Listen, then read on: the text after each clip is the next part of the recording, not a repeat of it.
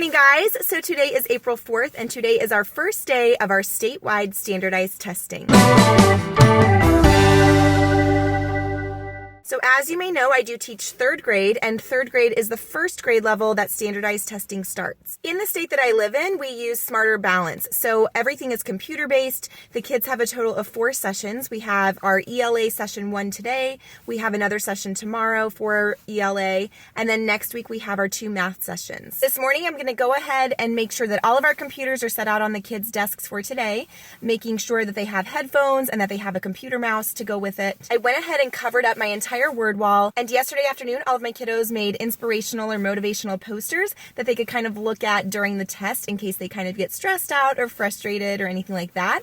So they kind of wrote things like try your best, never give up, and those kinds of things, so that if they do kind of start to get a little nervous during the test or get a little anxious, they can kind of look around, they can look at their motivational posters and know that everything's going to be okay. That's what I'll be doing this morning, and then after the test, the kiddos actually will be getting a snack. The school was so gracious and they provided a snack for the students for every single day of testing. So the snack for today is goldfish and water bottles. I believe tomorrow is pretzels, and I'm not sure about next week. I also went to Walmart after school yesterday and I picked up some fruit roll-ups and some glow sticks. I actually found these adorable testing notes on TPT, and they have little puns on them specifically for testing. So I will be sure to link that in the description below if you're looking for something cute to give to your kiddos for testing. All right, so I'm gonna go ahead and head in and get my streams ready for the day, and that way my kiddos are all ready to take the test.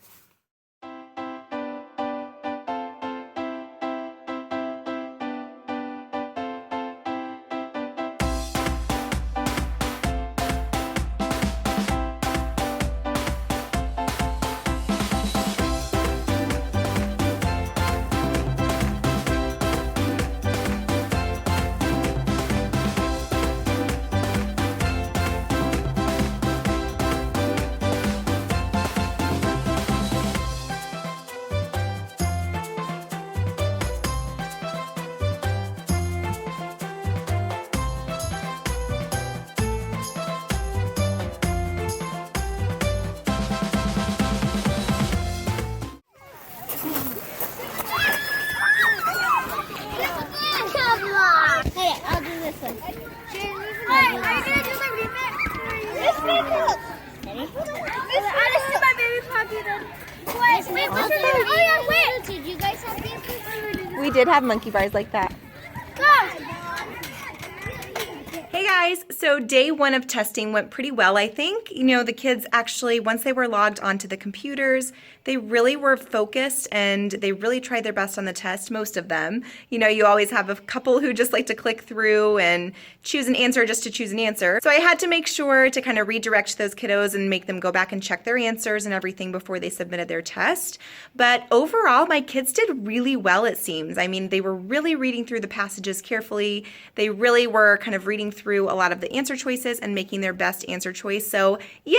It is always just super exciting to kind of watch the kids use the strategies, the reading strategies that we have learned in the classroom. Good morning, guys. So today is day 2 of our statewide standardized testing. So I'm a little torn on standardized testing. I know that it has caused a lot of controversy throughout the years. As you know, this is my first year of teaching third grade, so I haven't really dealt with the state testing up until this point. When I taught kindergarten, we definitely still did testing because as a teacher, we have to know where our students are at. Those assessments are basically what we use to plan our instruction. So in order to really plan my instruction based on my students' needs, I did use assessments in kindergarten. You have to. However, I know that state testing really does give a lot of students test anxiety, and I definitely saw that yesterday. My kiddos tried really hard on the test. Overall, I mean, like I said, I had some students that kind of just clicked through the problems, specifically my special education students, which I mean, it's difficult for them. I understand. We did have the text-to-speech on there so that they were able to kind of listen to the questions being read to them. However, the passages weren't read to them. So I thought the passages were actually supposed to be read to them, but they weren't. So a lot of my kiddos are not working on grade level, and the reading part is really hard for them. Today is actually our second day of English and language arts, and then next week we have 2 days of math. I have been doing a lot of test prep with the kiddos just to kind of get them ready and comfortable so that they don't have test anxiety. I know that it's hard to eliminate completely because just the stress of like this huge test coming up is just kind of, it makes them anxious and makes them a little bit nervous. And that's totally understandable. I've actually noticed that some of my higher level students are the ones that are getting the most anxious because they want to do really well and they don't want to make a mistake and they have high standards for themselves. So I've kind of noticed that those are the kiddos that are really getting the most nervous. I've really tried to make this a fun experience for the kids and kind of just not make it a super big deal as far as, you gotta do great, you gotta do great, you gotta do great. Just try your best and forget the rest. And that's kind of what I tell them, just try your best. You know this stuff. We've been practicing this all year. Don't worry about it. Just do your best. We talked about some strategies, like I said yesterday, just kind of taking a deep breath, kind of rejuvenating your mind, and then kind of getting right back and focused onto the test. One of my students actually suggested doing something called the volcano, and I had never heard of this before, but basically you take your hands and you press them together for 3 to 5 seconds really hard, kind of get all your stress and anxiety out, and then make the volcano erupt, and it just kind of releases some of that stress. That is one that we talked about. And then our guidance counselor actually came in a couple of weeks ago and taught the kids some strategies to kind of de-stress and get rid of some of that test anxiety as well. I think it's been working, but like I said, those higher kids who really want to do very, very well and don't want to make a mistake on the test, those are the kids that are really getting the most anxious. So anyway, I want to go ahead and head to school and I will show you what I have for the kiddos for today. See you there. Okay, so I'm at school and I just pulled out these little notes that I had printed off for today. It says put your best foot forward on the test, and those are actually going to be attached to some fruit roll-ups that I got from Walmart. And then let's see, next week for math I actually printed off today is your day to shine, and I'm going to attach some little glow bracelets to that, or to those for the students. And then I have good luck smarty pants. So I'm going to give the kiddos little smarties. So those will be the little notes for the kids that I have for testing. Hopefully it just kind of eases their anxiety and makes it a little bit more fun for them and just kind of motivates them to do their best. Like I said, I'm kind of torn. I know that we have to assess our students so that we can know exactly where they're at and what standards that they're meeting. However, I don't always necessarily believe that standardized testing is super accurate. I feel like assessments throughout the school year are probably a more accurate picture of where the students are. A lot of students, when it's time for testing for the state, they may get nervous, they may, be cold or hungry or something like that, and they're sitting for hours testing. So we tried to break it up into 4 pieces this time around just so that the students were not sitting there for hours upon hours.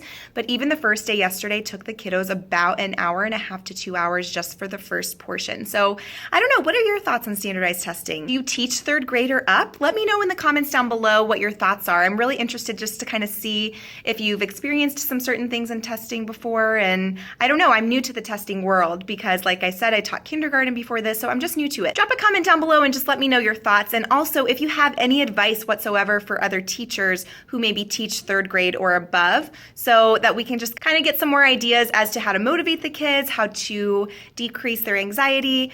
And what are your thoughts on it? Do you think that those tests are really accurate? I don't know.